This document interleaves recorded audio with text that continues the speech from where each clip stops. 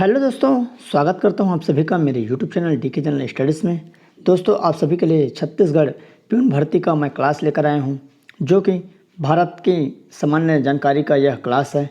India GS का यह class है और यह 8वें नंबर का क्लास है। इससे पहले मैंने 7 क्लास यहाँ पर करवा रखा है। अगर आपने नहीं देखे होंगे तो नीचे आपको डिस्क्रिप्शन में लिंक मिल जाएगा या प्ले लिस्ट मैंने अलग से बना दिया हूँ। अगर आपने नहीं देखे होंगे प्यून का प्ले लिस्ट एवं प्रैक्टिस सेट, आप वहाँ जाकर सभी क्लास देख सकते हैं। पूर्णतः निःशुल्क है और कंटिन्यू आप सभी के लिए यहाँ पर सिलेबस वाइज क्लास आ रहा है। तो इसी कड़ी में यहाँ पर भारत का सामान्य ज्ञान इंडिया जीके का क्लास है।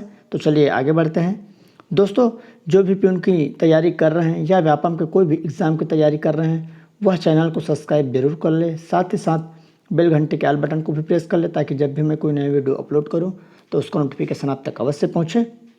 और टेलीग्राम ग्रुप का लिंक नीचे दिया गया है, उसको भी ज़रूर से ज्वाइन करिए। तो चलिए आगे बढ़ते हैं। यहाँ पर सबसे पहला जो प्रश्न है, भारत में आग के ऐतिहासिक युग की प्रचलित सभ्यता क्या थी? तो सिंधु घाटी सभ्यता, मेसोपोटामिया की सभ्यता, सुमेरियन की सभ्यता या मिस्र की सभ्यता? तो इसका करेक्ट आंसर यहाँ पर ए हो जाएगा, सिंधु घाटी की सभ्यता, जो कि भारत में प्रचलित थी प्राचीन आद्य युग में। और जितने भी यहाँ पर मैं प्रश्न लेकर आया हूँ सभी महत्वपूर्ण प्रश्न हैं, कोई ना कोई एग्ज़ाम में पूछा जाता है, जो बार बार एग्जाम में पूछा जाता है वही प्रश्नों को लेकर आ रहा हूँ। और 100% जो पीएससी प्यून की भर्ती है, यहाँ से 3 से 4 प्रश्न आपका बन जाएगा। तो आप अच्छे से इसकी तैयारी करिए। तो चलिए आगे बढ़ते हैं। दूसरा क्वेश्चन है, सिंधु घाटी सभ्यता को किस नाम से जाना जाता है? तो गंगा घाटी की सभ्यता, नर्मदा घाटी की सभ्यता, हड़प्पा की सभ्यता या मोहनजोदड़ो की सभ्यता? तो इसका करेक्ट आंसर यहाँ पर सी हो जाएगा, हड़प्पा की सभ्यता के नाम से जाना जाता था, जो कि सिंधु घाटी की सभ्यता है। अगला प्रश्न है, तीसरा नंबर, हड़प्पा की जुड़वा राजधानी के रूप में कौन सा स्थल प्रचलित है? तो सिंधु घाटी, कालीबंगा, आलमगीरपुर या मोहनजोदड़ो? तो इसका सही आंसर यहाँ पर डी हो जाएगा, मोहनजोदड़ो को हड़प्पा की जुड़वा राजधानी के रूप में जाना जाता है। अगला प्रश्न है, चौथा नंबर, सिंधु सभ्यता में किस स्थान में बंदरगाह होने का साक्ष्य मिला है? तो सिंधु घाटी जो सभ्यता था वहाँ पर बंदरगाह हुआ करता था, तो बंदरगाह के साक्ष्य मिले थे। तो कहाँ मिला था? हड़प्पा में, लोथल में, कालीबंगन में या धौलावीरा में? तो इसका सही आंसर यहाँ पर लोथल हो जाएगा, जिसमें बंदरगाह मिलने का साक्ष्य मिला था। अगला प्रश्न है, पाँचवा नंबर, सर्वप्राचीन वेद किसे माना जाता है? तो ऋग्वेद है, यजुर्वेद, सामवेद या अथर्ववेद? तो इसका सही आंसर ये हो जाएगा, सर्वप्राचीन जो वेद है ऋग्वेद को कहा जाता है। अगला क्वेश्चन है, छठवां नंबर, कुल उपनिषदों की संख्या कितनी मानी जाती है? तो 102 है, 105, 108 या 150? तो इसका सही आंसर यहाँ पर सी हो जाएगा, 108 उपनिषदों की संख्या है। तो इसका सही आंसर सी हो जाएगा। नेक्स्ट क्वेश्चन है, मगध महाजनपद की राजधानी क्या थी? तो चंपा थी, गिरिव्रज या राजगीर, वाराणसी या कौशाम्बी? तो मगध जो महाजनपद थी उसकी जो राजधानी क्या थी? गिरिव्रज या राजगीर थी। दोस्तों, यहाँ पर मैं आपको टॉप 50 क्वेश्चन बताऊंगा, जो कि काफ़ी महत्वपूर्ण है, आपको एग्ज़ाम में आने की 100% संभावना रहेगी। तो आप अच्छे से इसकी तैयारी करिए। सभी बेसिक क्वेश्चन हैं और एग्ज़ाम में यहाँ से क्वेश्चन आएंगे ही। अगला है 8वां नंबर क्वेश्चन, तक्षशिला किस महाजनपद की राजधानी थी? तो गंधार है, मगध है, कौशल है, काशी? तो इसका सही आंसर ये हो जाएगा, गंधार जो तक्षशिला महाजनपद की राजधानी क्या थी? गंधार थी। अगला क्वेश्चन है, अंग किस महाजनपद की राजधानी थी? तो कौशाम्बी है, वैशाली है, चंपा है या इनमें से कोई नहीं? तो इसका सही आंसर यहाँ पर सी हो जाएगा, अंग जो महाजनपद थी उसकी राजधानी चंपा थी। अगला है 10वां नंबर क्वेश्चन, महावीर स्वामी का जन्म 599 ईस्वी पूर्व में कहाँ हुआ था? तो यहाँ पर कुंडल ग्राम है, पावापुरी है, मगध है या काशी? तो इसका सही आंसर ये हो जाएगा, कुंडल ग्राम में महावीर स्वामी का जन्म हुआ था। अगला प्रश्न है 11वां नंबर, महावीर स्वामी की मृत्यु 1527 ईसा पूर्व में किस स्थान पर हुई थी? ये ईसा पूर्व है, ऊपर ईस्वी में बता दिया था। तो वैशाली है, पावापुरी है, अंग है या कुंडाग्राम? तो इसका करेक्ट आंसर, जो महावीर स्वामी की मृत्यु हुई थी कहाँ हुई थी? पावापुरी में। कब? 527 ईसा पूर्व में। तो इसको आपको ध्यान रखना है। अगला है 12वां नंबर क्वेश्चन, गौतम बुद्ध का जन्म किस स्थल में हुआ था? तो कपिल वस्तु, कुंडलग्राम या गंधार या काशी? तो इसका करेक्ट आंसर, गौतम बुद्ध का जो जन्म हुआ था कहाँ हुआ था? कपिल वस्तु में। अगला है, मौर्य समाज एवं शासन व्यवस्था का प्रमुख किसे माना जाता है? तो अशोक है, चंद्रगुप्त मौर्य, कौटिल्य या विशाखा दत्त? तो इसका सही आंसर यहाँ पर कौटिल्य हो जाएगा, सी, जिसे चाणक्य भी कहा जाता है। तो इसका करेक्ट आंसर सी हो जाएगा। अगला है मौर्यकालीन शासन एवं सामाजिक स्थिति की जानकारी कहाँ से प्राप्त होती है? तो अर्थशास्त्र नामक पुस्तक और इंडिका नामक पुस्तक, अशोक के अभिलेख या उपरोक्त सभी। तो उसका करेक्ट आंसर यहाँ पर डी हो जाएगा। इन सभी से मौर्यकालीन शासन एवं सामाजिक स्थितियाँ की जानकारी मिलती है। अगला है अशोक ने बौद्ध धर्म की दीक्षा किससे प्राप्त की? ये भी क्वेश्चन इंपॉर्टेंट है। तो पुष्पगुप्त है, चंद्रगुप्त, उपगुप्त या समुद्रगुप्त। तो इसका सही आंसर सी हो जाएगा। उपगुप्त से यहाँ पर बौद्ध धर्म की दीक्षा ली थी किसने? अशोक ने। अगला है 16वां नंबर क्वेश्चन, जूनागढ़ लेख के अनुसार चंद्रगुप्त मौर्य के निम्नलिखित में से किस गवर्नर ने उस स्थान में प्रसिद्ध सुदर्शन झील का निर्माण कराया था? तो पुष्यगुप्त, पुष्यमित्र, पुष्यभूति या पुष्यवर्मन। तो उसका करेक्ट आंसर यहाँ पर ए हो जाएगा। पुष्यगुप्त ने जूनागढ़ लेख के अनुसार मतलब चंद्रगुप्त जो मौर्य था उसके गवर्नर था और सुदर्शन झील का निर्माण करवाया था। अगला है बुद्ध की सर्वाधिक मूर्तियाँ किस शैली से मिलती है? तो मथुरा है, अमरावती है, हेलेनिक है या मौर्य कला। तो उसका करेक्ट आंसर यहाँ पर सी हो जाएगा। हेलेनिक जो शैली है वहाँ से सबसे ज़्यादा बौद्ध की मूर्ति प्राप्त होती है। अशोककालीन सांची का स्तूप कहाँ स्थित है? तो छत्तीसगढ़, महाराष्ट्र, आंध्र प्रदेश या मध्य प्रदेश। तो उसका करेक्ट आंसर मध्य प्रदेश के रायसेन में है। अशोककालीन जो स्तूप है वो कहाँ है? मध्य प्रदेश, रायसेन में। अगला है मौर्य काल में ब्रज मगध की राजधानी क्या थी? तो मौर्य काल में जो ब्रज मगध थी उसकी राजधानी क्या थी? तो गिरिवन है, कौसंबी है, मथुरा है या पाटलिपुत्र। तो उसका करेक्ट आंसर मगध की राजधानी क्या थी? पाटलिपुत्र। तो इसका करेक्ट आंसर डी हो जाएगा।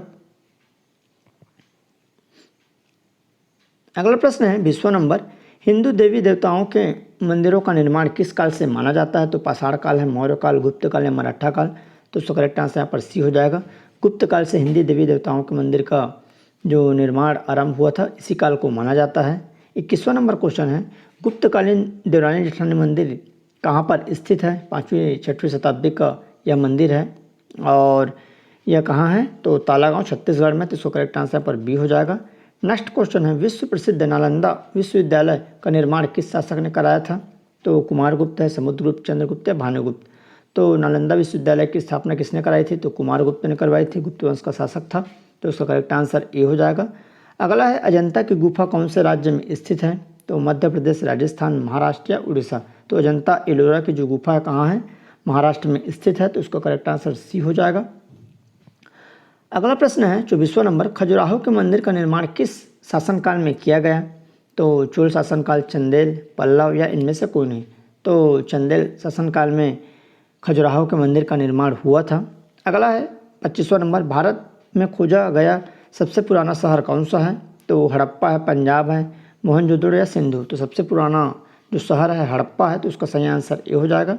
अगला प्रश्न है, सिकंदर महान एपोरस की सेनाओं ने निम्न में से किस नदी के आमने सामने वाले तटों पर पड़ाव डाला था? तो रावी, झेलम, सतलज या चिनाब। तो उसका सही आंसर यहाँ पर बी हो जाएगा। झेलम नदी के किनारे आमने सामने तटों पर प्रभाव डाला था तो झेलम नदी है। अगला है 323 में यहाँ पर सिकंदर महान की मृत्यु किस स्थान पर हुई है? तो फारस है, बाबिल है और मेडिडोना है या तक्षशिला। तो ये बेबीलोन है। तो इसका करेक्ट आंसर यहाँ पर बेबीलोन हो जाएगा क्योंकि बी हो जाएगा, वहाँ पर इसकी मृत्यु हुई थी। अगला है मगध के किस शासक ने राज्यारोहण के लिए अपने पिता की हत्या की? तो बिंबिसार है, अजातशत्रु, उदयन या नागदशक। तो मगध के जो शासक था कौन? अजातशत्रु था, जिन्होंने अपनी पिता की हत्या की और गद्दे पर विराजमान हुआ। तो इसका सही आंसर अजातशत्रु हो जाएगा। तो आप अजातशत्रु के नाम से इसको याद कर लीजिए, जिसने अपने पिता की हत्या की थी। अगला है सांची क्यों विख्यात है? तो गुहा चित्रकारी के लिए, अशोक के शिलालेख के लिए, सबसे बड़ा स्तूप या ऐतिहासिक नगर व्यवस्था। तो इसका सही आंसर सी हो जाएगा। सबसे बड़ा स्तूप के लिए सांची प्रसिद्ध है।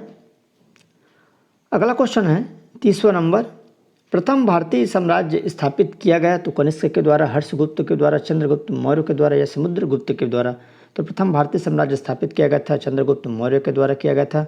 अगला क्वेश्चन है, हर्षवर्धन के साथ कौन सा चीनी यात्री भारत आया था? ये क्वेश्चन काफ़ी पूछा जाता है और ये पूछेगा। तो फाहियान, हेनसांग, इत्सिंग या इनमें से कोई नहीं। तो हर्षवर्धन के साथ जो चीनी यात्री आया था वेनसांग आया था। इसको आपको याद क्या करना है, जैसे हर्षवर्धन है तो ह से ही ह्वेनसांग। तो ये आपका याद हो जाएगा। हर्षवर्धन के साथ कौन आया था? ह्वेनसांग। तो ह से इसका भी नाम है, ह से उसका भी नाम है। अगला क्वेश्चन है, भीमबेटका किस लिए प्रसिद्ध है? तो गुफाओं, शैलचित्र, खनिज भंडार, बौद्ध प्रतिमा या सोन नदी का उद्गम। तो इसका सही आंसर ए हो जाएगा। गुफाओं और शैलचित्र के लिए भीमबेटका स्थित है, मतलब प्रसिद्ध है। अगला है 33वां नंबर क्वेश्चन, महमूद गजनवी के सभी आक्रमणों में सर्वाधिक महत्वपूर्ण कौन सा था? तो मुल्तान भटिंडा का आक्रमण, नारायणपुर का आक्रमण, सोमनाथ मंदिर पर आक्रमण या कलिंजर पर आक्रमण। तो इसका करेक्ट आंसर यहाँ पर आपका सी हो जाएगा। सोमनाथ मंदिर पर जो आक्रमण किया था वह सबसे महत्वपूर्ण आक्रमण था। अगला है, आगरा नगर की स्थापना किसके द्वारा की गई? तो फिरोज शाह, मोहम्मद बिन तुगलक, अकबर या सिकंदर लोधी। तो आगरा शहर की स्थापना सिकंदर लोधी के द्वारा की गई। तो इसका करेक्ट आंसर यहाँ पर डी हो जाएगा। अगला है, भारतीय इतिहास में पहली महिला शासिका के रूप में प्रख्यात हुई। तो ये भी क्वेश्चन काफ़ी महत्वपूर्ण है। तो भारत की पहली जो महिला शासिका कौन थी? तो नूरजहां, रजिया सुल्तान, गुलबदन बेगम या इनमें से कोई नहीं। तो इसका सही आंसर रजिया सुल्तान हो जाएगा, जो पहली शासिका थी भारत की। अगला है, महमूद गजनवी ने भारत पर कितनी बार आक्रमण किया? ये भी क्वेश्चन काफ़ी महत्वपूर्ण है। तो 15 बार, 16 बार, 17 या 18। तो महमूद गजनवी ने भारत पर 17 बार आक्रमण किया था। अगला क्वेश्चन है, तैमूर लंग ने किस वर्ष भारत पर आक्रमण किया? 37वां नंबर क्वेश्चन, 1210, 1398 और 1492 या 1526। तो तैमूर लंग ने भारत पर 1398 ईस्वी में आक्रमण किया था। तो इसका करेक्ट आंसर बी हो जाएगा।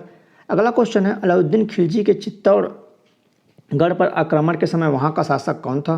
तो राजा रतन देव, राजा हमीर देव, राजा भानुदेव या राजा कर्णदेव। तो इसका करेक्ट आंसर राजा रतन देव था। तो अ हो जाएगा, ए वाला ऑप्शन इसका सही हो जाएगा। अगला क्वेश्चन है, अजंता कलाकृतियाँ किससे संबंधित हैं? तो हड़प्पा काल से, मौर्य काल से, गुप्त काल से या शुंग काल से। तो जो अजंता कलाकृतियाँ हैं वह गुप्त काल से संबंधित है। तो उसका करेक्ट आंसर सी हो जाएगा। नेक्स्ट क्वेश्चन है, निम्न में से किसने 1857 की क्रांति को राष्ट्रीय आंदोलन का नाम दिया? तो मिस्टर स्मिथ, लॉरेंस एंस रिले और डिसरेली या आरसी मजूमदार। तो उसका करेक्ट आंसर यहाँ पर डिसरेली हो जाएगा। अगला है, होम रूल आंदोलन में गंधार तिलक के प्रचार प्रसार का क्षेत्र कहाँ कहाँ था? तो जब होम रूल आंदोलन स्टार्ट हुआ तो गंगाधर जो तिलक था उन्होंने जो प्रचार प्रसार किया तो महाराष्ट्र, कर्नाटक, मध्य प्रांत एवं बरार या सभी। तो इसका सही आंसर यहाँ पर सभी हो जाएगा। महाराष्ट्र में था, मध्य प्रदेश में था, छत्तीसगढ़ में था। तो उस समय मध्य प्रांत या बरार कहा जाता था। तो उसका करेक्ट आंसर डी हो जाएगा। अगला है, गांधी का प्रसिद्ध नारा करो या मरो किस आंदोलन के दौरान दिया गया? तो असहयोग आंदोलन है, सविनय अवज्ञा आंदोलन, व्यक्तिगत या भारत छोड़ो आंदोलन। तो उसका सही आंसर यहाँ पर डी हो जाएगा। भारत छोड़ो आंदोलन के समय करो और मरो का नारा दिया था। 1942 में यह आंदोलन स्टार्ट हुआ था। तो उसका सही आंसर डी हो जाएगा। अगला है, भारत छोड़ो आंदोलन के दौरान भूमिगत रेडियो का संचालन किसने किया? तो अरुणा आसिफ अली, राज बिहारी बोस, उषा मेहता, राज बिहारी घोष। तो इसका सही आंसर यहाँ पर सी हो जाएगा, उषा मेहता, जिन्होंने यहाँ पर भूमिगत रेडियो का संचालन किया। अगला प्रश्न है 44वां नंबर, रेड शर्ट आंदोलन से कौन संबंधित है? तो महात्मा गांधी, जवाहरलाल नेहरू, वल्लभ भाई पटेल या अब्दुल गफ्फार खां। तो रेड शर्ट जो आंदोलन था तो उसका सही आंसर डी हो जाएगा, अब्दुल गफ्फार खां। अगला क्वेश्चन है 45वां नंबर, महात्मा गांधी ने सत्याग्रह क्रिया विधि सबसे पहले कहाँ प्रयुक्त की? तो दांडी, चंपारण, खेड़ा या अहमदाबाद। तो इसका सही आंसर यहाँ पर बी हो जाएगा, चंपारण। वो जो महात्मा गांधी ने सबसे पहले स्टार्ट किया था यहाँ पर आंदोलन जो सत्याग्रह, वह चंपारण से स्टार्ट किया था। अगला 46वां नंबर, किसने कहा था तुम मुझे खून दो मैं तुम्हें आज़ादी दूंगा? तो सुभाष चंद्र बोस, अरविंद घोष, भगत सिंह या चंद्रशेखर। तो इसका सही आंसर ए हो जाएगा, सुभाष चंद्र बोस ने कहा था कि तुम मुझे खून दो मैं तुम्हें आज़ादी दूंगा। अगला 47वां नंबर क्वेश्चन, कांग्रेस ने भारत छोड़ो आंदोलन का प्रस्ताव किस वर्ष पारित किया? 1940, 1941, 1946 या 1942। तो इसका सही आंसर डी हो जाएगा, 1942 में कांग्रेस ने भारत छोड़ो आंदोलन का प्रस्ताव पारित किया था। नेक्स्ट क्वेश्चन है, सुभाष चंद्र बोस ने सिंगापुर में दिल्ली चलो का नारा कब दिया? तो 1942, 1943, 1944 या 1945। तो इसका करेक्ट आंसर यहाँ पर 1943 हो जाएगा। अगला प्रश्न है, असहयोग आंदोलन 1920-22 को क्यों निलंबित किया गया?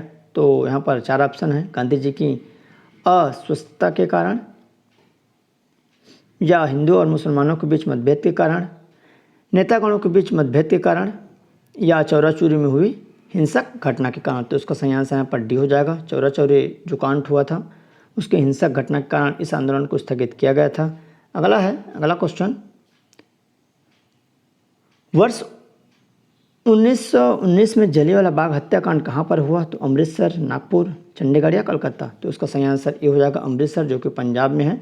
और वहाँ पर 1919 में जलियांवाला बाग हत्याकांड हुआ था, जो कि जनरल डायर था, उसके द्वारा यह अंधाधुंध गोली चलाई गई थी, जिसमें बहुत सारे बेकसूर की मृत्यु हो गई थी। तो इसका करेक्ट आंसर ये हो जाएगा 1919, अमृतसर, पंजाब में।